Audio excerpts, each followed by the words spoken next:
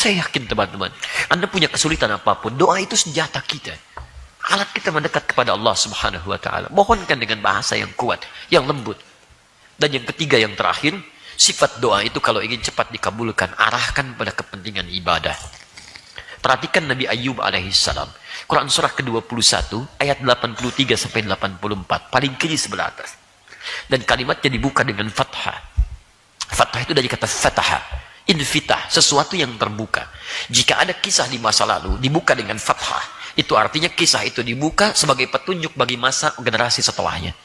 Bisa bagi Allah mengatakan wa ayyubu, tapi di sini Allah memulai dengan fathah wa ayyuba. Cara membacanya, dan kami buka kisah Ayub untuk menjadi inspirasi bagi orang-orang generasi setelahnya yang punya masalah dengan diri beliau. Masalah yang sama dengan yang dialami. Lihat. Innada rabbahu anni massani yadhurru wa anta arhamur rahimin. Kuat sekali. Ayub alaihissalam, Nabi, Rasul. Dekat dengan Allah. Sangat disayang oleh Allah. Surganya jelas terjamin. Tapi status beliau sebagai Nabi, Rasul yang sangat disayang itu tidak menghentikan fitrah kehidupan untuk mendapatkan ujian. Nabi pun diuji. Anda bayangkan, Nabi diuji, Rasul diuji, yang paling disayang Allah diuji. Anda Nabi bukan, Rasul bukan, dan belum tentu Allah sayang Anda seperti Allah sayang Nabi Ayub. Terus Anda nggak mau diuji. Anda siapa? Siapa? Jelas ya? Jadi ujian itu fitrah dalam kehidupan. Justru Anda harus heran kalau selama hidup Anda nggak diuji. Berarti Anda sedang tidak menjalani kehidupan. Cuman Anda merasa hidup. Paham ya? Orang hidup itu pasti dapat ujian. Jadi kalau sehari Anda nggak diuji, berarti Anda harus bertanya, sebetulnya saya masih hidup apa enggak? Jelas ya? Tayyib. Ujiannya dahsyat. Hanya 3 hari, tapi meluluh lantakkan seluruh dalam kehidupannya. Ya. Satu, diuji status kehidupannya dengan harta habis keseluruhannya.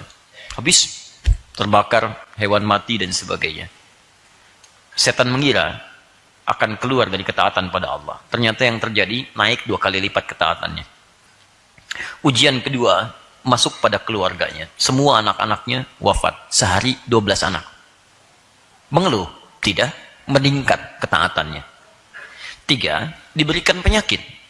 Ya, penyakit yang kiranya tidak pernah dialami orang sebelumnya, tidak akan dirasakan orang setelahnya.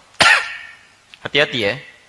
Saya ingin tegaskan, saya belum mendapat riwayat yang valid tentang jenis penyakitnya. Kalau di Quran tidak sebutkan jenisnya, ini artinya bukan untuk dicari jenisnya, tapi untuk diambil hikmahnya. Jadi antum tidak perlu kreatif mengarang jenis penyakitnya. Jelas ya? Nabi Ayub terkena penyakit kulit, kena belatung. Belatungnya banyak lagi. Begitu mau sholat, dicopot dulu belatungnya. Sudah sholat, dipasang lagi. Ada kerjaan.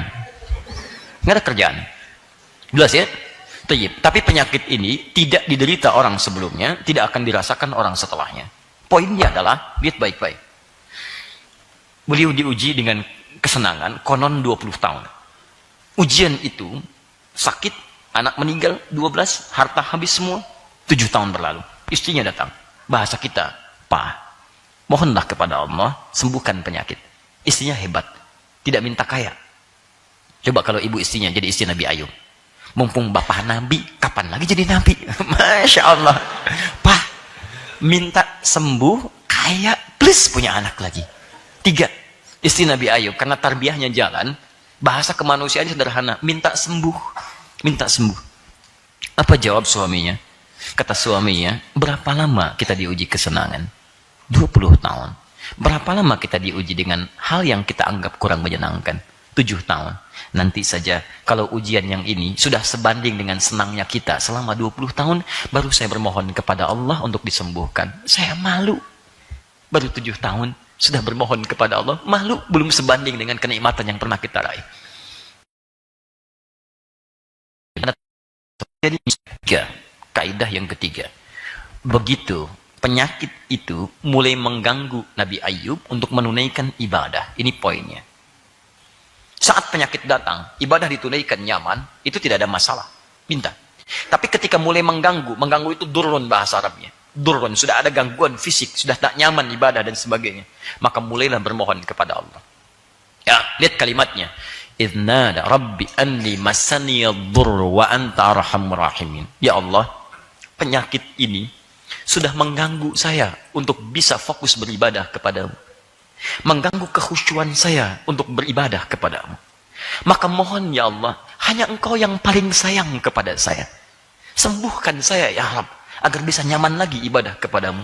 Kalau pada yang paling sayang saja kepada saya tidak menyembuhkan, lantas kepada siapa lagi saya mesti memohon? Anda tahu apa yang terjadi?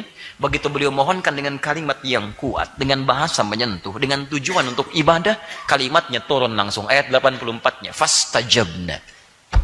Kami jawab, kami kabulkan doanya. Lihat. Fastajabna. Kami jawab. Kami sembuhkan kemudian. Penyakitnya, hebatnya, lihat kalimatnya. Ini yang paling indah. Kemudian kami kembalikan keluarganya. Wa atainahum mislahum.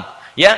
Wa atainahum, kami kembalikan lagi keluarganya, dan yang paling indah yang semisalnya. Wa mislahum ma'ahum rahmatan min indina. Wa mislahum ma'ahum. Lihat baik-baik. Tadi Nabi Ayub punya anak berapa?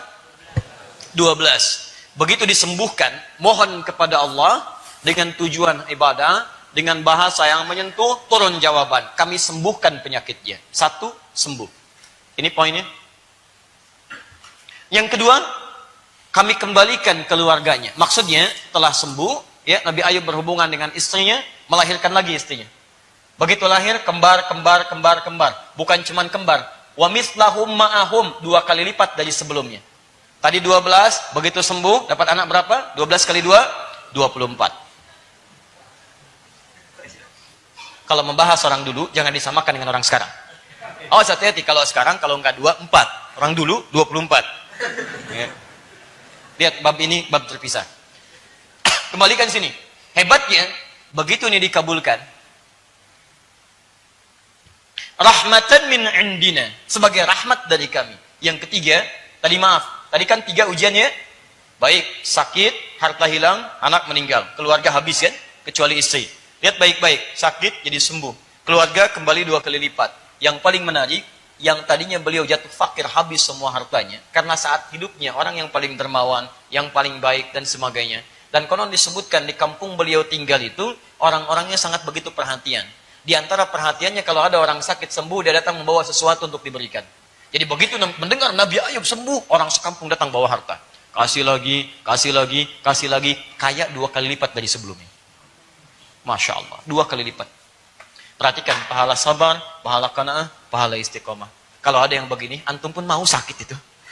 Ya. Cuman sayang kata Al-Quran, tidak akan pernah diderita orang sebelumnya, tidak dirasakan orang setelahnya. Tapi lihat bahasa Quran, lihat baik. Wa dzikra lil abidin. Ujung ayatnya yang paling indah. Ayat 84-nya, ujung ayatnya, wa dzikra lil abidin. Kalimat ini kata para ulama tafsir, menjadi penerang bagi kita semua yang hidup masa setelah Ayub. Lihat bahasa Qurannya. Wa dzikra. Dan kisah ini mesti menjadi pengingat lil abidin, untuk hamba-hamba Allah yang saleh, yang punya masalah yang sama dengan Ayub dan mengamalkan apa yang dikerjakan oleh Ayub. Maka kami akan berikan yang serupa dengan Ayub. Pada penyakit yang sama saja, Allah akan berikan kesembuhan yang sama. Sedangkan penyakit ini tidak diderita orang setelahnya. Jadi kalau Ayub saja bisa disembuhkan alaihi salam, masa antum yang penyakitnya tidak seperti Nabi Ayub tidak bisa mendapatkan itu? Maka lihat amalannya. Apa di antara amalannya? 1, qanaah, menerima apa yang ditetapkan oleh Allah Subhanahu wa taala. Antum jangan mengeluh. Masih beruntung antum yang dipilih sakit bukan orang lain. Bukankah sakit bisa mengampuni dosa ketika antum beristighfar? Coba lihat, semakin kencang tinggi penyakit, semakin dekat antum dengan Allah. Dulu antum sebelum sakit jauh. Sakit kecil baru astagfirullah, sakit berat baru tahajud. Hai silakan. Kemarin kemana aja? Sekarang tahajud, sekarang puasa, sekarang zikir, sekarang baca Quran. Kadang-kadang lewat penyakit, pahala Allah ingin berikan. Bukan karena sakitnya. Pahala antum yang belum dapat. Kalau sudah diberikan sakit luar biasa beratnya juga, dokter sana sini juga belum bisa bermohon, belum bisa memberikan yang terbaik. Ingat kaidahnya ya. Kalau makhluk sudah mengangkat tangannya, itu pertanda dari Sang Khalik, Allah Subhanahu wa taala, agar Anda cepat kembali kepadanya. Jadi kalau semua sudah angkat tangan, sudah hand up semua, give up, itu tanda langsung dari Allah supaya Anda langsung memohon kepada Allah tanpa perantara. Itu poinnya. Karena Allah sedang mencintai Anda. Maka Anda cepat respon itu. Tingkatkan ibadah, tingkatkan ibadah. Bukankah sakit mengampuni dosa? Istighfar. Ada jemaah kita saat pertama saya datang ke Bekasi, diuji oleh Allah dengan penyakit. Ya, padahal baru ikut sekali kajian. Satu dari pramugari, stewardess dia. Ya, Masya Allah. Satu kajian datang, sesi yang kedua beliau tidak ada, kemudian saya menerangkan dalam kajian akhwat muslimat, di belakang ada yang terisak. Kenapa saya bilang? Teman kita Ustaz, masa kritis padahal baru ikut pengajian. Oh baik, Ustaz mohon doa. Insya Allah kita doakan. Kita lanjutkan dulu, nanti di akhir kita doakan. Kemudian mau berakhir, ada semakin kencang tangisan. Kenapa Ustaz? Kami dapat berita, kawan kami sudah dipanggil oleh Allah subhanahu wa ta'ala. Saya katakan inna lillahi wa inna ilaihi raji'un. Kemudian Masya Allah, Anda tahu apa yang terjadi? Itu Kamis malam Jumat. Malam Jumatnya saya datang ke rumahnya. Masya Allah, begitu datang kami takziah, luar biasa. Belasan atau mungkin puluhan tahun dia berkarir dalam kehidupannya, yang datang cuma bunganya. Tapi dia sekali ikut taklim, yang datang jemaah pengajiannya. Datang, suaminya ikut datang, istrinya ikut datang. Masya Allah, luar biasa. Saya bilang betapa beruntung perempuan ini. Begitu dia mau kembali kepada masanya, kita nggak bisa nolak ajal. Ajal itu nggak akan bisa dipilih kapan Anda perginya. Kapan Anda kembalinya, bisa dengan cara apapun. Tapi Allah berikan jalan terbaik untuk perempuan ini pulang. Apa yang terjadi? Allah berikan sakit, dan Allah isolasi di rumah sakit, supaya disitulah dia mendekat kepada Allah subhanahu wa ta'ala. Dalam bahasa manusia, tidak sembuh. Dalam bahasa nilai keimanan kita, hei, dijaga oleh Allah, supaya tidak balik lagi mendengar yang haram lagi, melihat yang salah lagi, mengatakan yang tidak baik lagi, bergaul dengan orang-orang yang tidak baik lagi. Ditutup di situ sampai wafatnya kepada Allah subhanahu wa ta'ala. Saya katakan betapa beruntung ketika pulang, dia sudah diampuni dari dosa-dosanya, insya Allah, dan dijaga tidak berbuat maksiat lagi. Pertanyaannya, maaf, kita bagaimana cara kembalinya? Tahu apa yang terjadi? Ini meninggal tempatnya di sini. Ya, saya katakan, malaikat maut datang menjemput nyawanya. Saya tidak tahu malam ini malaikat mau kemana. Tiba-tiba apa yang terjadi? Besoknya, ini tempat kami tinggal, malaikat maut cuman lompat sekompleks ini. Ini yang meninggal. Ini ibu-ibu, ini seorang bapak. Aktif di perusahaan macam-macam dan sebagainya. Qadarullah meninggal. Meninggalnya pun bagus, Masya Allah. Dan ketika meninggal, keaktifannya di perusahaan hanya meninggalkan karangan bunga. Yang paling hebat yang datang siapa? Orang-orang masjid dan mengatakan, Ustaz, tahukah Ustaz kalau itu pejuang subuh? Datang subuh, Masya Allah. Antum, bagaimana cara kembalinya? Karena kita tidak bisa memilih. Antum bisa pulang duluan, saya bisa belakangan. Atau dibalik, saya belakangan, antum duluan. Bisa terjadi. Ya. Antum katakan, sama aja Ustaz. Boleh, ya. Saya duluan setelah antum, gak ada masalah. Ya. Jadi, minta dengan bahasa yang kuat, mohon kepada Allah, minta. Dan minta dengan tujuan itu, ibadah. Ibadah. Ya. Arahkan ke situ. Ya Allah, saya mohon ya Rabb. Saya mohon ya Rabb. Saya mohon berikan hidayah kepada kedua orang tua saya, ya Allah. Saya mohon supaya dengan itu semua saya bisa salat bersama mereka, ya Allah. Bisa mengimami mereka, ya Allah.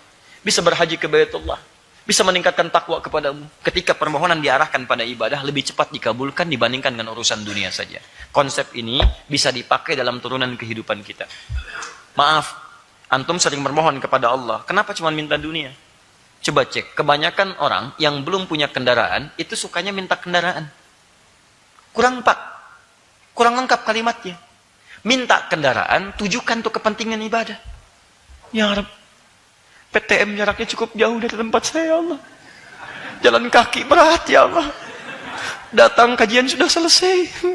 Ya Rabb, mohon berikan kesempatan. Jadikan, ya Allah, bagian dari kehidupan saya mendapatkan raihan dari surga. Dengan kendaraan yang mengantarkan saya pada penuntutan ilmu yang baik. Saya ingin merubah hidup saya, ya Allah. Saya ingin hijrah, ya Allah. Saya ingin lebih baik sholat, ya Allah. Saya ingin belajar. Saya nggak minta banyak, ya Allah. Motor.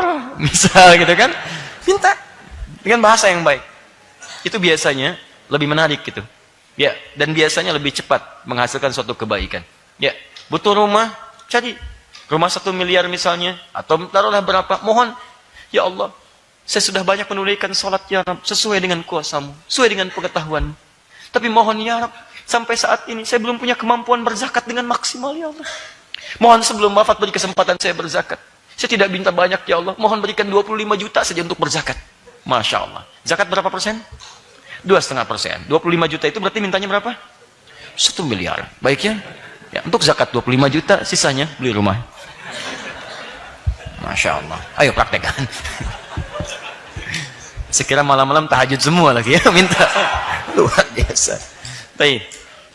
Jadi satu itu, kemudian setelah berdoa, coba ikhtiarkan dengan ikhtiar-ikhtiar muamalah harian. Apa diantaranya? Coba tutup peluang-peluang untuk bisa fokus ibunda dan ayahanda itu kepada keyakinan-keyakinannya. Misal, hari-hari Ahad saat dia mengingat sesuatu, ajak kemudian untuk keluar.